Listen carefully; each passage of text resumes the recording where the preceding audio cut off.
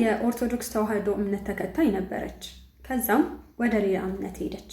ከጥቂት ዓመታት በኋላ ተመልሳ ወደ እናት ቤተክርስቲያኗ ኦርቶዶክስ ተዋህዶ እምነት ተመለሰች። አጠቃላይ ስላሳለፈችው ህይወት ካጫወተችኝ በኋላ አሁን ላይ ሆነሽ ስታስቢው ያሳለፍሽውን ነገር እንዴት ትመለከቻለሽ አልኳት። እርሷም እንዲህ ስትል ቀጠለች። አሁን ላይ የኦርቶዶክስ እምነትን እንደ መርካቶ ነው ማያት፣ ኮብልዬበት የነበረውን ቦታ ደግሞ እንደ መቃብር ስፍራ አለችኝ። ምሳሌዎቿ ለየት ስላሉብኝ እንድታብራራልኝ ነገርኳት። ቀጠለች። መርካቶ እንደ ሰው የምንፈልጋቸው በርካታ ነገሮች የሚገኙበት ቦታ ነው። ነገር ግን በመርካቶ ሌባ አለ፣ ግፍ ያለ፣ ሌሎች ምቹ ያልሆኑ ነገሮችም ይኖራሉ። ነገር ግን የምንፈልገው ነገርም ያለው እዛ ነው።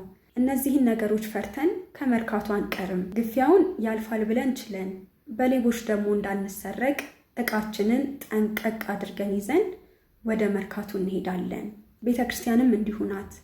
የምንፈልገው ክርስቶስ ያለው እዛ ነው። በጥቂት ምክንያቶች ምክንያት ከኦርቶዶክስ ቤተክርስቲያን መውጣቴ በጣም ይቆጨኛል አለችኝ። ስለ መቃብሩ ስፍራ እንድትቀጥል ስጠብቃት ይህን ብላ ጸጣለች። እኔ ጠየኳት፣ የመቃብሩ ስፍራ ብላ ቀጠለች። መቃብር ስፍራ ጸጥ ያለ ሰላም ያለው ይመስላል። በዛም ብትሄጂ እረፍት የምታገኝ ይመስልሻል።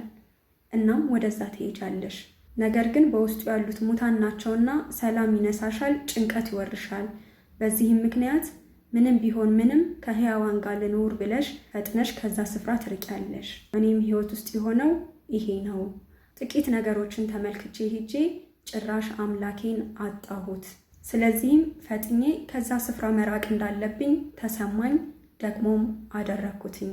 ይህን ያጫወተችኝ በአንድ መንፈሳዊ ማህበር ላይ ያገኘኋት እህት ነበረች።